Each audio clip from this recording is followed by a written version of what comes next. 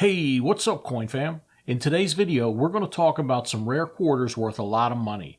You might even be able to find some of these in your pocket change. We all love error coins, so let's start off with a very popular error coin. Take a look at this 1953 quarter. It's a proof coin, so it was struck with specially minted dies specifically for coin collectors. If you have any old 1953 proof sets, you'll want to take a look at them for this quarter. Oddly enough, the double die error wasn't specified when it was graded, so the error doesn't show on the slab. This one was graded Proof 68 Deep Cameo. You can find the doubling on the date, the word Liberty, and some letters of the motto, "In God We Trust." Someone paid over $11,000 for this beautiful quarter. Here's a 1943 S minted quarter, graded mint state 66+. Unlike the last quarter we looked at, this coin was released into circulation, and fortunately someone recognized its value and pulled it out of circulation in such a high grade.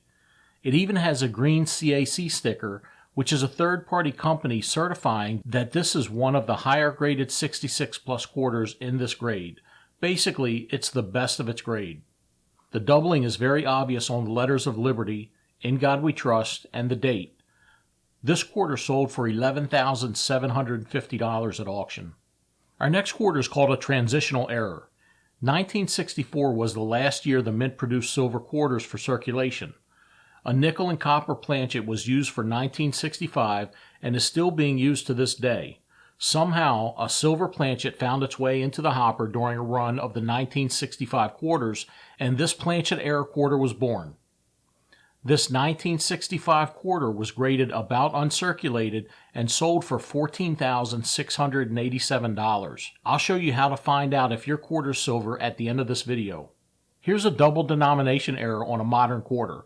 This 2000 Philadelphia minted quarter was graded mint state 66, only 4 grades away from a perfect 70.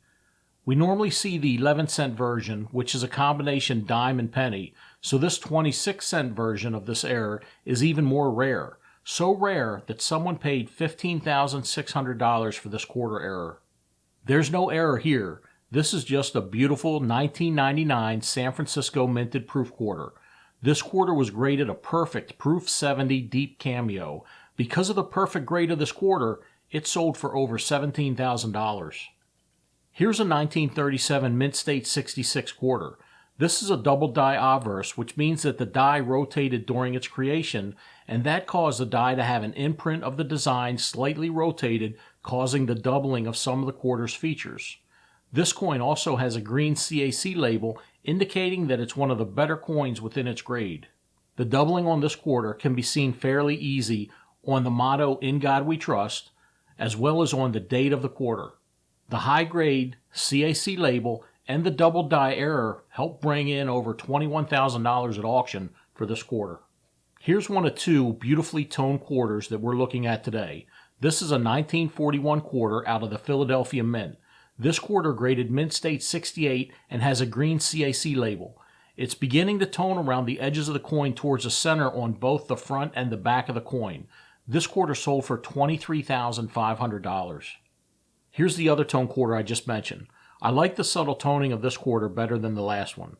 This rainbow tone 1962 Philadelphia minted quarter graded mint state 67+. The toning looks like it started on the head side of the quarter from the edges, but more towards the middle on the tail side of the quarter.